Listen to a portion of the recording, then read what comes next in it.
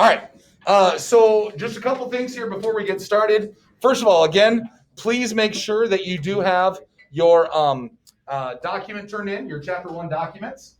And I'll get those graded for you as soon as I can. I've already started kind of grading the second hours, and I'll kind of just work my way down. But make sure you have those turned in.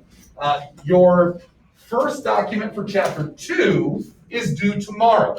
Now, I want to make sure to talk about that because I've talked about it in every single class, and I've already gotten at least 2 emails on it. So it was from somebody who clearly wasn't paying attention the first time I said it. So here's the thing. If you look, and you can take a look at it if you want to understand what I'm talking about, or you guys can just kind of put this away, for when you do it later today. But it is a contract for indentured servitude. Now, you don't have to know what indentured servitude is right now. You will learn about that more through the document and tomorrow. Basically, it is a standard form. So what you're going to find is that there will be blanks in there, like literally blank lines. That is where the name and the information and all that other good stuff that is unique to that servant would have been entered in. So I got an email from a kid that said, I don't know what to put in the blank spots. You're not supposed to put anything in the blank spots. 300 years ago, they would have put something in the blank spots. You see what I'm saying? You just need to worry about what you can read, right? The rest of them, for the blank lines would have been filled in, in England in 1675 or whatever. Do you get what I'm saying? You're not expected to fill in the blanks, right? That would be really weird and unfair.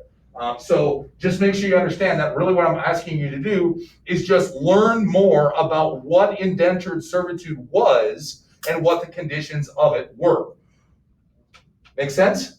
And then just answer those questions for that particular document. All right?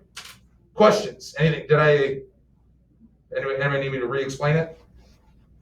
Okay, so if you have questions on it, let me know. Otherwise, I hope it's relatively straightforward.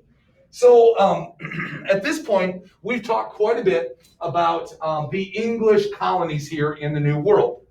So, and we're going to continue to kind of develop that idea here today and into, the next several chapters until the American Revolution. So what I want you to do is we're going to pause real quick, and I want you to, with your partner, explain a little bit about, or summarize maybe, might be a better word, summarize the English colonies here in the New World. Where are they? Think about them geographically. Where are they? Like literally, where are they? What's their economy? Who are the colonists? Who are the people? Who's coming? Why are they coming? Things like that. So just real briefly, in a nutshell, summarize the New World colonies for the English. All right? Basically in the Southeast, it's like all like white young men with their just arms making their tobacco and stuff. And then the Northeast is like the Protestants, so it's more like middle class, coming for freedom. They're all still white. There's more families coming across. Some of those families are like middle class. And everybody in the South is kind of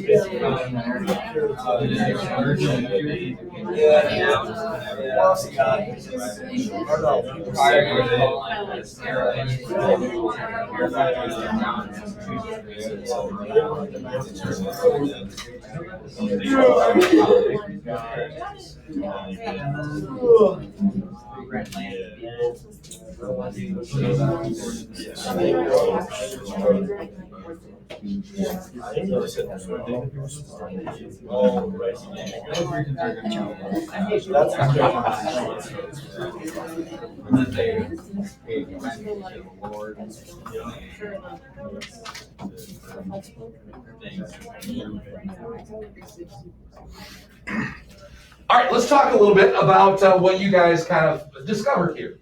First of all, let's think about the English colonies geographically. Where are they? And are they decreasing or are they increasing in size? Increasing in size, and where are they located? They're all along what we would today call the East Coast. They're right near the ocean, which if you think about it logically makes perfect sense. Why would they want to be near the ocean? Well, first of all, they're near the ocean because that's how they got there, right? Okay. But also economically, this makes sense because who are they still dependent upon? Europe and England. So if you're closer to the coast, what can you very easily do? It begins with a T. Trade.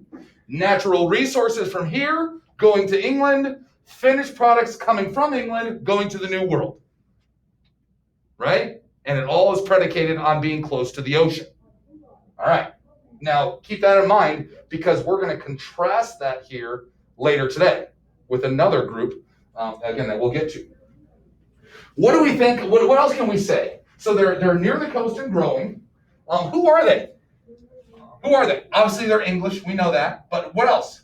In the south, there are a lot of like poor people from England that just came across, or the southeast. Yep. And there are a lot of like young white males yes. that can work. Poor, single, young white males, right? Good. Go ahead. And then in the northeast, they're like Puritans in them, so they came for religious reasons, and they're more like middle-aged ones because they're middle class, so like they obviously had to build up wealth over their life, and there's a lot more families. Okay, so we have two kind of completely different groups of people here. A hodgepodge mix of young, single, poor white men down here, kind of in the Virginia region and south. And then you have more cohesive, middle-class families coming into the New England area, mostly for religious reasons. Okay? So why would the people, and by the way, why would the people down here in Virginia, why would they be coming? If this is for religion, what's this for? Money, opportunity, fresh start, things of that nature. Okay. And by the way, economies. What is the economy of Virginia pretty much exclusively predicated upon?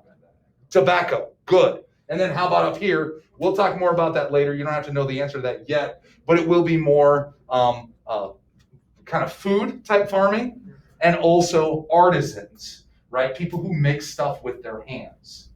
Okay. People like potters or shoemakers or whatever the case might be.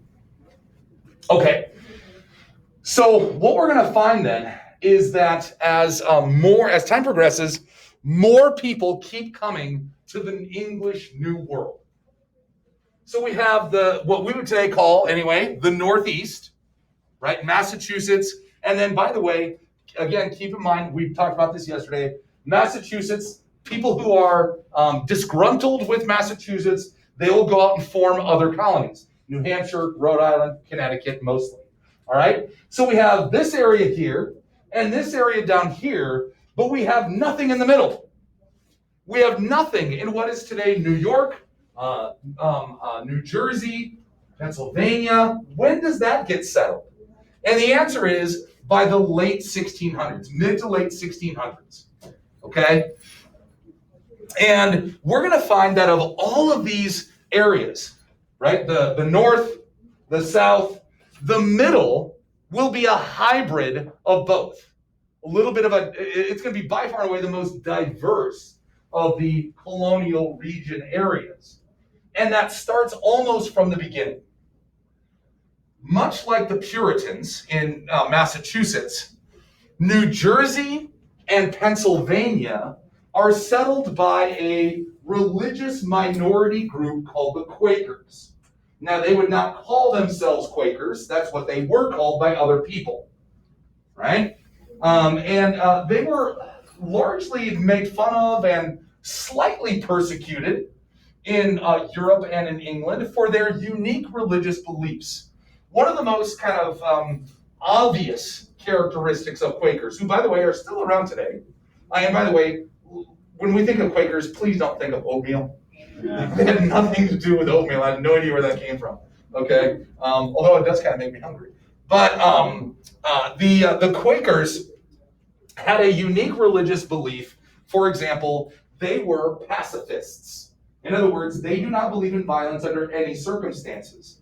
So they are easily identifiable, especially in times of war, because what will they always refuse to do? Fight. They refuse to fight. And of course, some people view this as unpatriotic. Right? Some people view this as unpatriotic within that country. In fact, in America's history, these people, like during times of great wars, like say the Civil War, World War I, World War II, anytime there's been a draft, okay, Vietnam, they will apply for a special political consideration called conscientious objector status.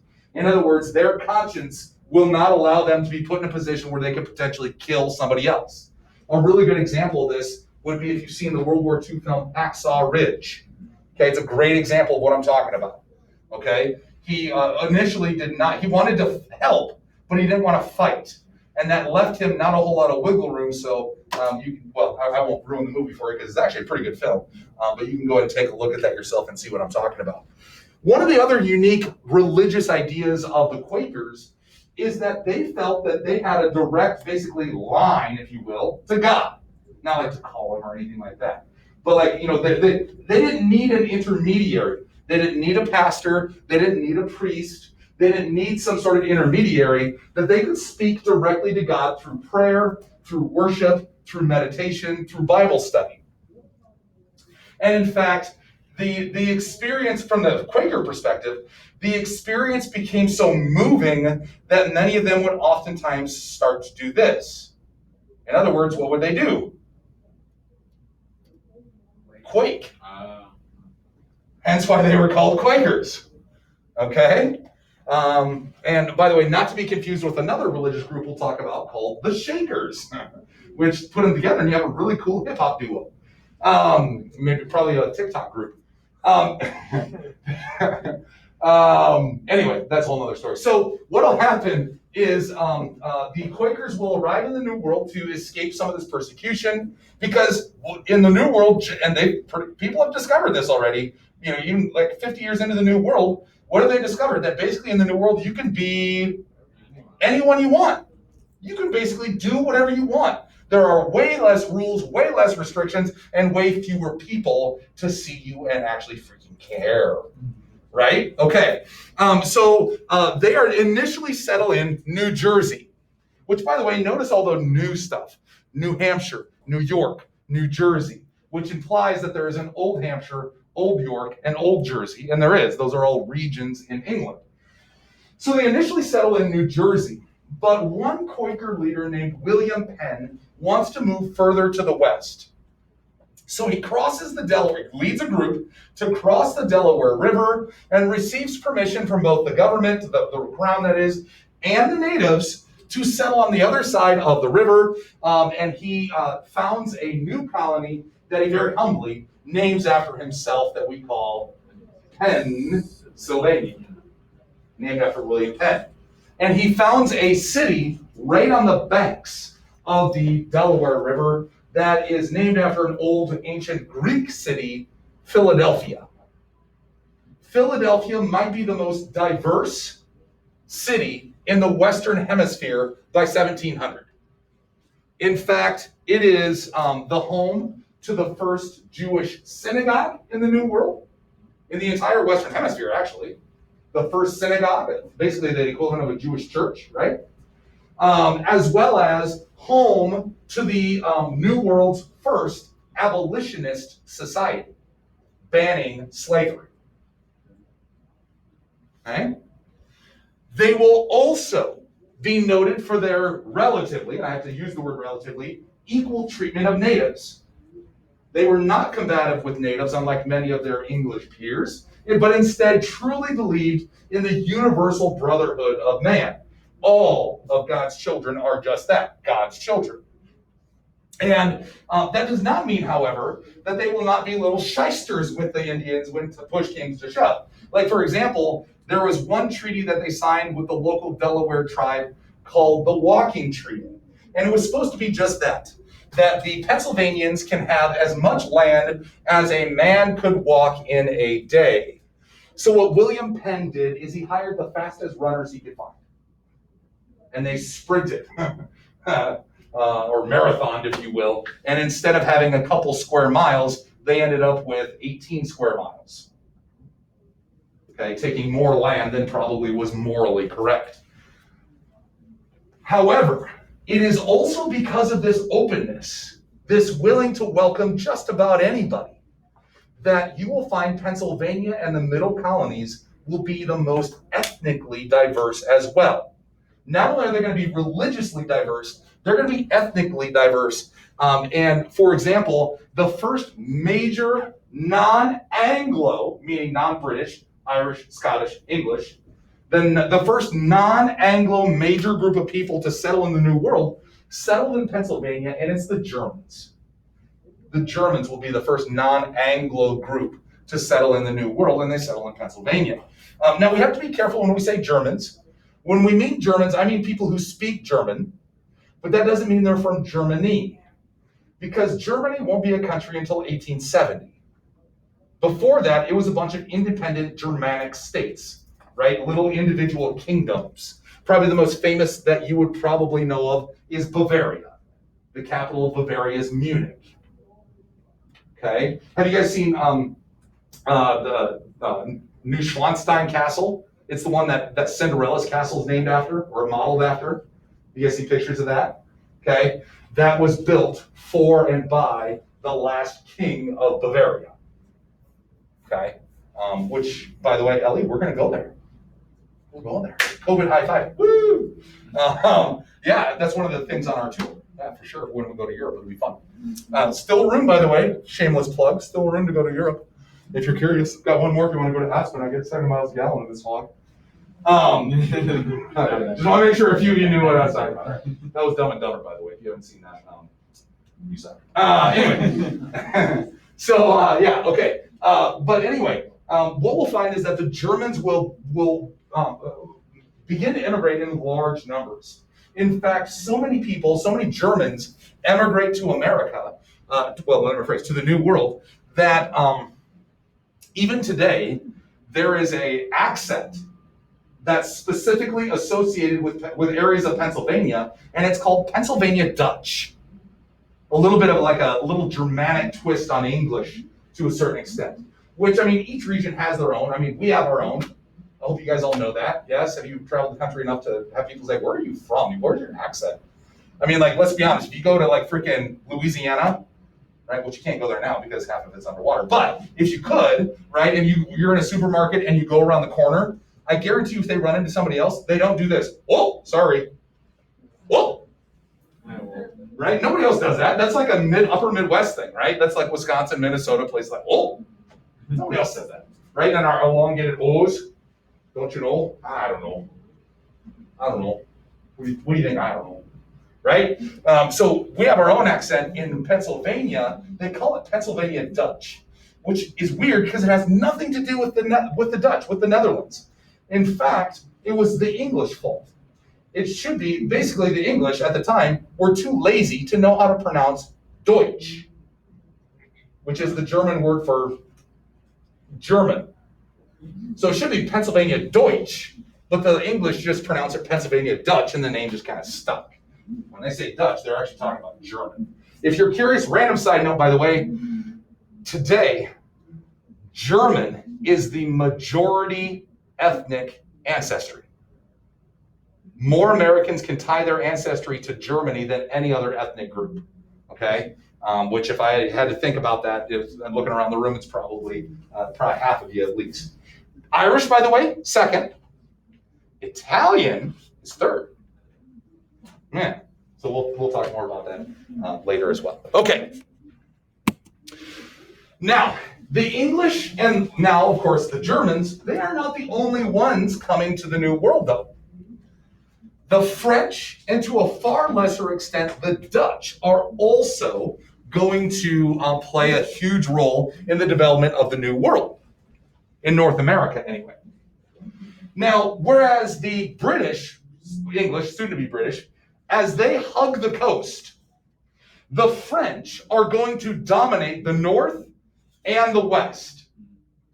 And the reason why is because unlike the British, or the English, whatever you want to say, unlike the English, whose New World economy is predicated on agriculture, especially tobacco and things like that, and trade with Great Britain, the French economy in the New World is almost completely dependent upon trade with the natives.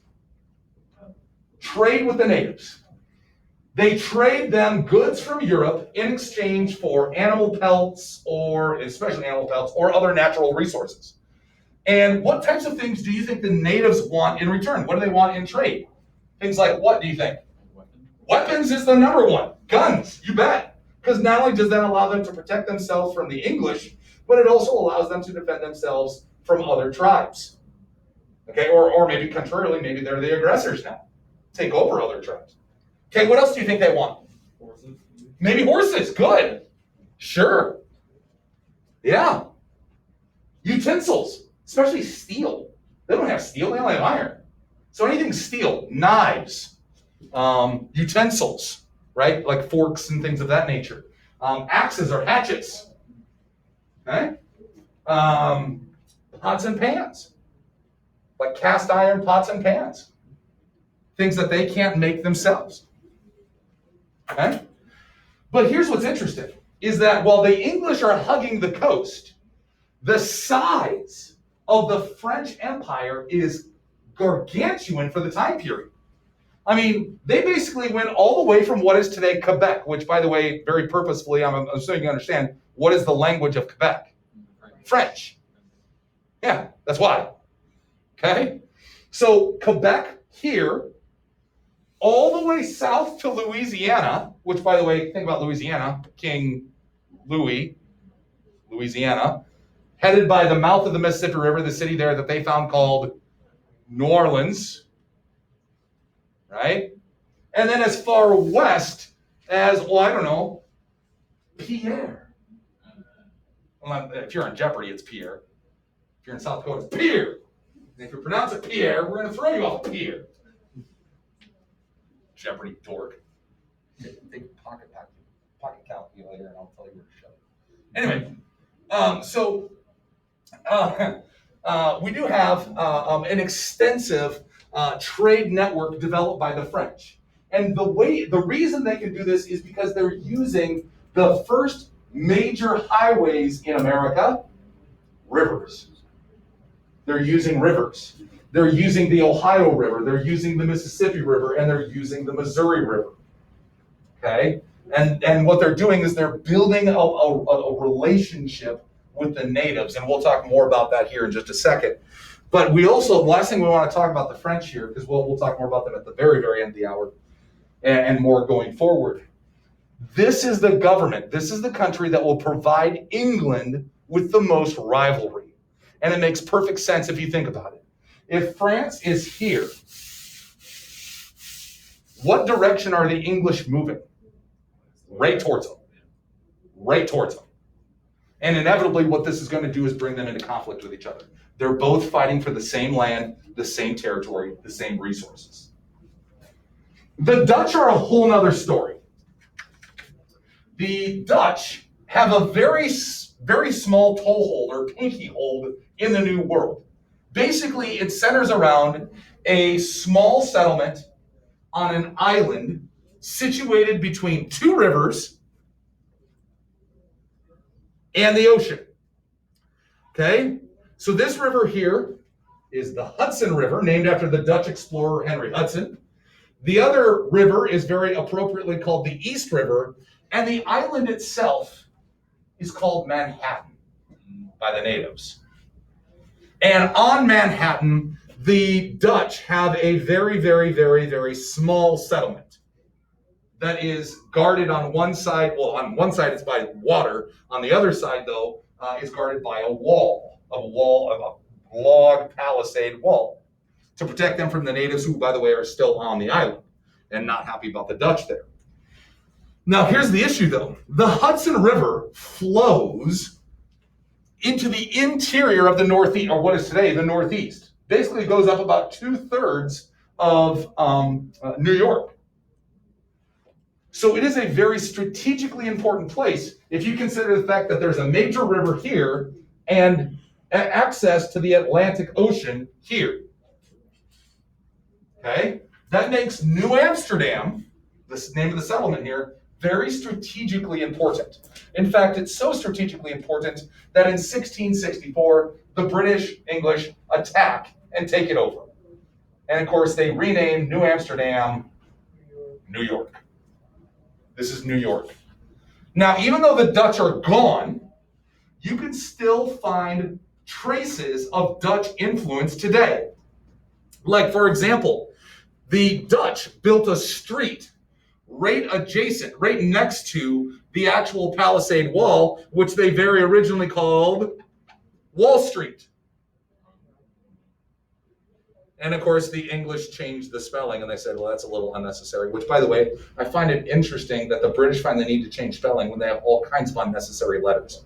Like, have you seen how they spell like color? C-O-L-O-U-R? That O is unnecessary. Let's get that crap out of there. Anyway, so they're going to change all kind of spelling. They will also have another street that kind of intersects with it. Okay? And they call the Dutch call it De Heer Street, which the British are like, well, that's stupid. We're not even going to try to mess with that. So we'll just rename it Broadway. Okay? Or there's some bluffs overlooking, like right here.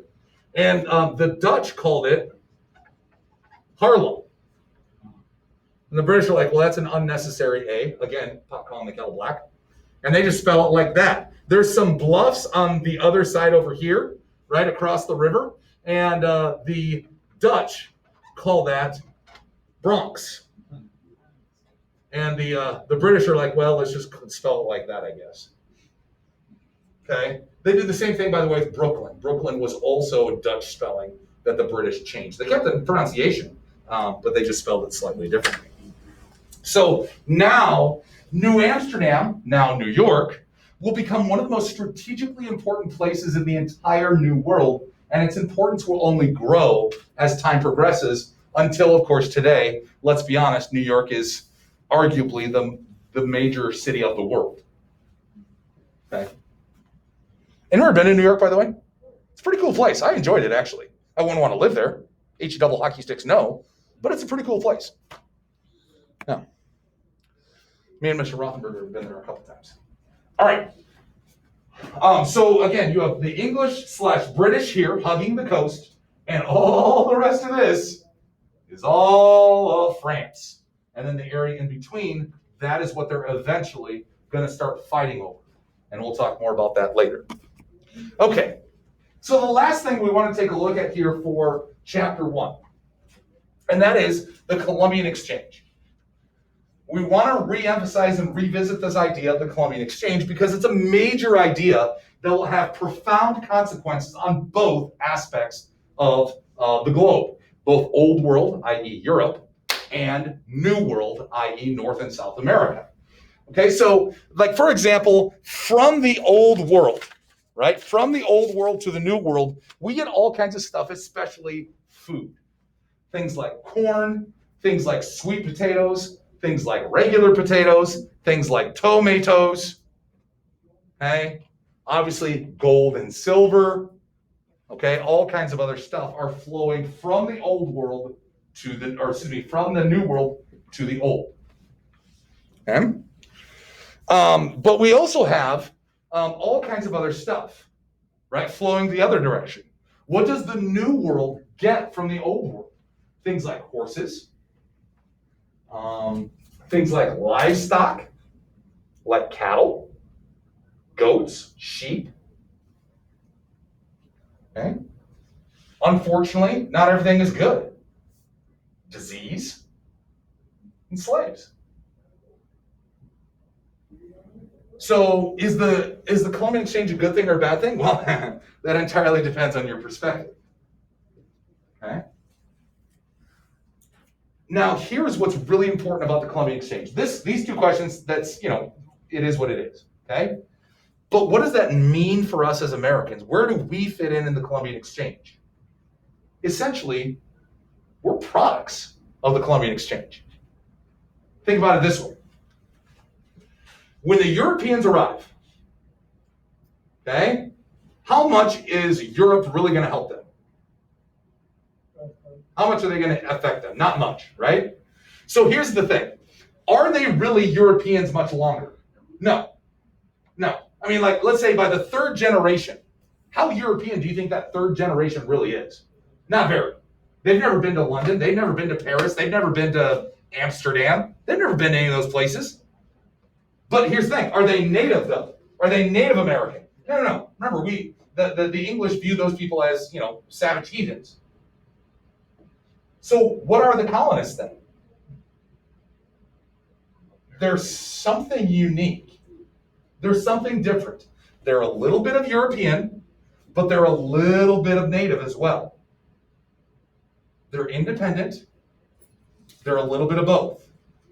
In other words, as time progresses, they become a new, totally independent, hybrid type of people that eventually we just call American.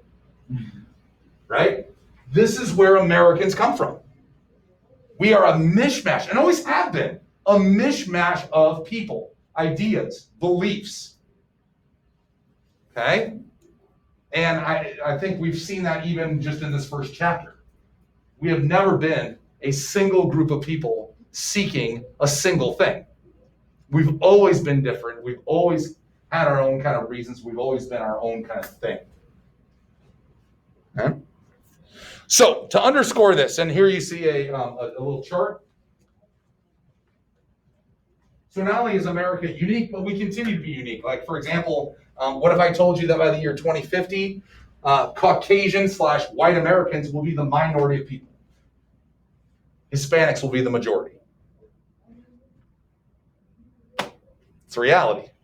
Okay? We've always been a people of change, and we always will be. So I want to show you guys just a short video clip that summarizes the Columbian Exchange, and then we have just a few other things that we want to look at here.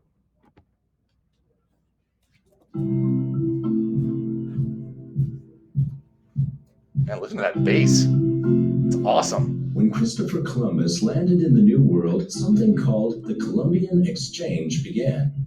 This refers to the plants, animals, cultures, and diseases that began to be passed between the Old World, known as Europe, Asia, and Africa, to the New World, which includes North, Central, and South America. When Columbus landed, there were no oranges in Florida, bananas in Ecuador, or paprika in Hungary. There were no potatoes in Ireland, coffee in Colombia, pineapples in Hawaii, or rubber trees in Africa. No chili peppers could be found in Thailand, and no chocolate anywhere in Switzerland. You couldn't find a chicken, cow, donkey, honeybee, horse, pig, or sheep in the New World, but then you couldn't find a guinea pig, llama, or turkey in the Old World. These animals and the crops mentioned were brought from one continent to the other by ship. Over the centuries after Columbus came, many items were exchanged across the ocean, and it was discovered many animals and crops loved their new continents. Some of the things swapped back and forth permanently affected the cultures. American Indians' way of life was forever altered by the horse, which the Spanish brought to the New World. Ireland became dependent on the potato, which originally came from South America. But there were also exchanges which were not good.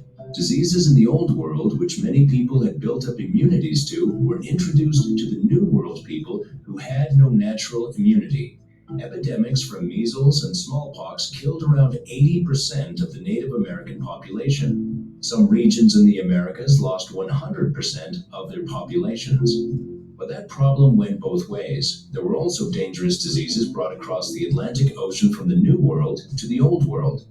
Another negative thing that came from the Old World was slavery. Millions of Africans were forcibly taken from their homes and shipped to the New World to be used as slaves. So depending on how you look at it, I guess you can say that the Columbian Exchange was a good thing and a bad thing. Again, history's a lot of perspective, yes? Okay? All right. So here's what we want to do. Whoops, that's actually not what I want to do. So take a look at these questions. At the end of every chapter, you don't have to write them down, you don't have to do anything with them necessarily, but at the end of every chapter, I am going to list several questions that are kind of the essential questions, the big ideas of what we're talking about here, of the chapter. And if you have any questions about those, I'm going to provide you the opportunity. But for today, what I'd like to do is just kind of break it up by rows. So we're only going to take the first four because the last two we talked about quite a bit. So row one right here, okay? I want you guys within your partners, okay? I want you guys to answer that top question. Row 2, you guys answer that second question right here with your partners here. 3, you guys have 3, and you tables, you guys have question number 4. Make sense? So I'm going to give you like about a minute or so. Answer those questions with your partner, and then be prepared to bring back your answer to the rest of the group. Make sense? Vamos! Basically, the new world with a lot of valuable items in it, and we're trying to find those items, gold, silver, and also and they also try to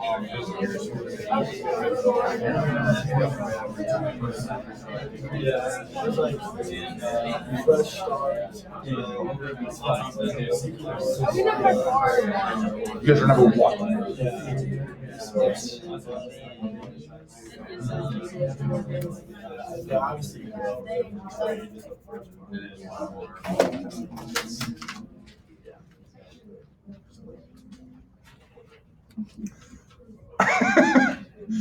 That ended fast. All right. So what did we find here as far as row 1? Let's start there. What did we find? Which table up here, which group up here in this first row wants to take a stab at number 1? Why did the Europeans seek to explore and colonize the New World? What was their goal? What did they want? They first came across because they wanted like riches because they knew that the land had gold. Yeah, right? They came for resources. They came to gain wealth. Okay, now they were originally seeking things like spices and silk and things like that because they thought they landed where? India. Okay? However, once they realized that there's not any of that stuff there, now they're going to look for some of the other stuff, gold, silver, etc. Now, a secondary reason that they'll kind of come up with a year later is to do what? Well, I don't know if it's the one you're thinking of, but religious freedom almost, just because Puritans and yeah. Okay, good. Yeah. So when we're taking a look at, depends how far we want to go back. Maybe it's religious freedom, or you're actually on the right track. What I was thinking of, which was spread that religion to the natives. Yeah, there we go. Okay, good. Awesome. Yeah, good. That's absolutely true. Okay, so second row. Why did Spain dominate the claims of the New World? The Treaty of Tordesillas won. They had a legal right to do so from the Pope. Good. Now, think about this, though. Why were they physically able to dominate, though? They were superior. Right, more powerful, right? Guns, germs, steel. They had technology and viruses to which the natives could not stand up. Okay? 3, what were the European beliefs and attitudes? Very simple. What was it? Nicole? Like you said earlier, Yes. So they were looking at them from a position of inferiority or superiority. No, I didn't hear what you said. Okay, so the Europeans thought that they were what? Superior. Yes, exactly. Good. All right. Sorry, that was really weird. But that should not have been that difficult. That was my fault. Yes, absolutely. Okay. The Europeans thought that they were superior. The natives, as Nicole correctly pointed out, were seen as savage, heathen, inferiors. And as a result, what's going to be the relationship largely between the two? Conflict. Very, very negative. Except for maybe the French, and we'll talk more about that here in just a second. And number 4, what were the sources of the conflict?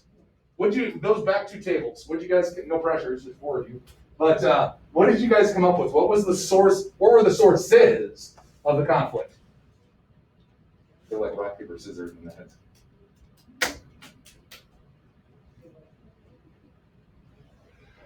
I thought you were going to say it. I thought you were going to talk. We kind of just said they just came into their land and just said this was ours. So they just kind of invaded their territory, basically. Yeah, I think the key word there is land. Okay? They want the land and the resources in that land.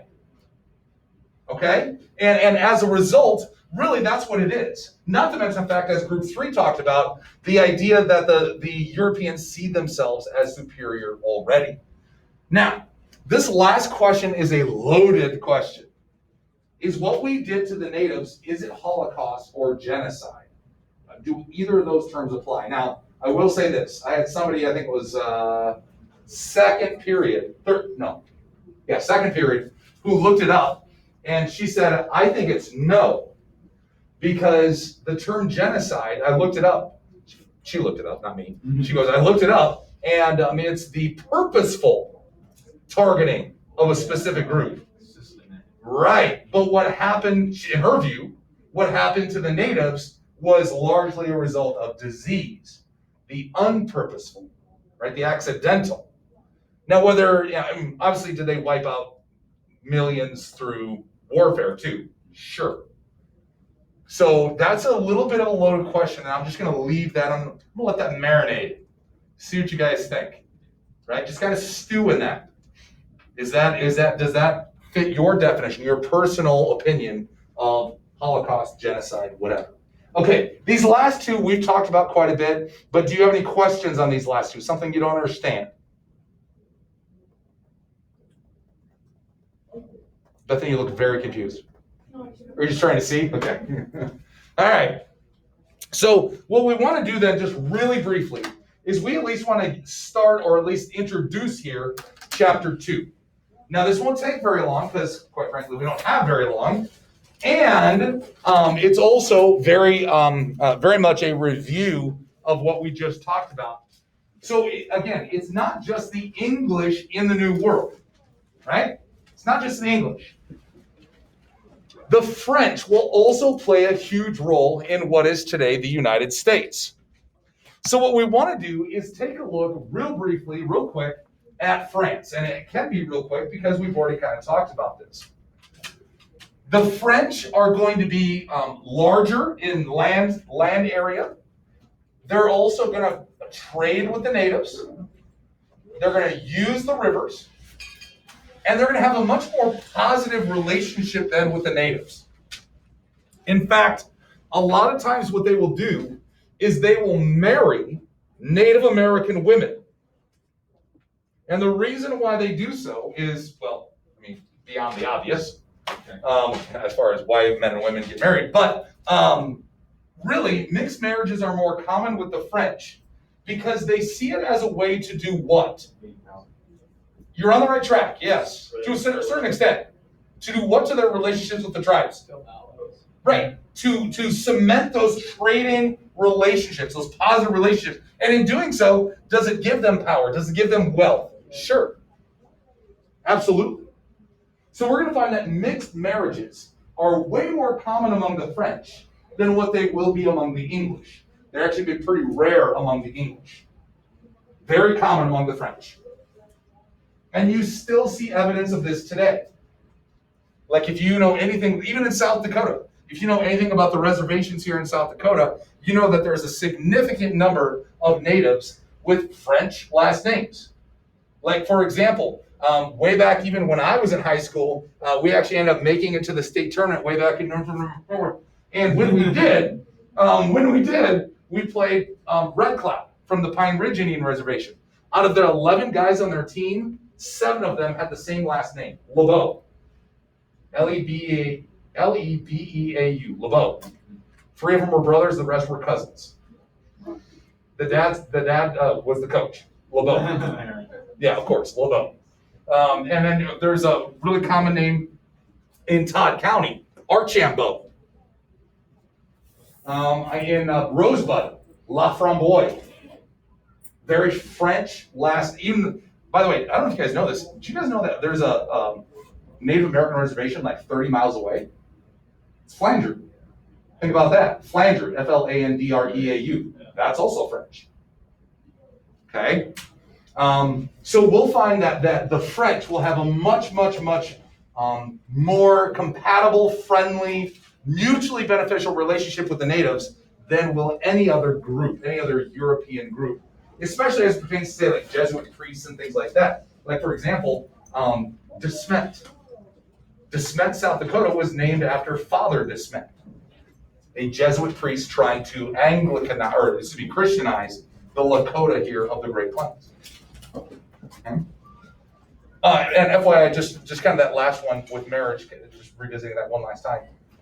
One of the most famous examples of this in American history, or the most famous example of this in American history, Sacagawea. She married a French trader. Yeah, absolutely. Which is kind of awkward because when she married him, she was 13. And then she also had a kid by the time she was 14. So, yeah, about that. All right, so let's listen to the announcements, and we should be good. Francine and Maya Hill come to the office.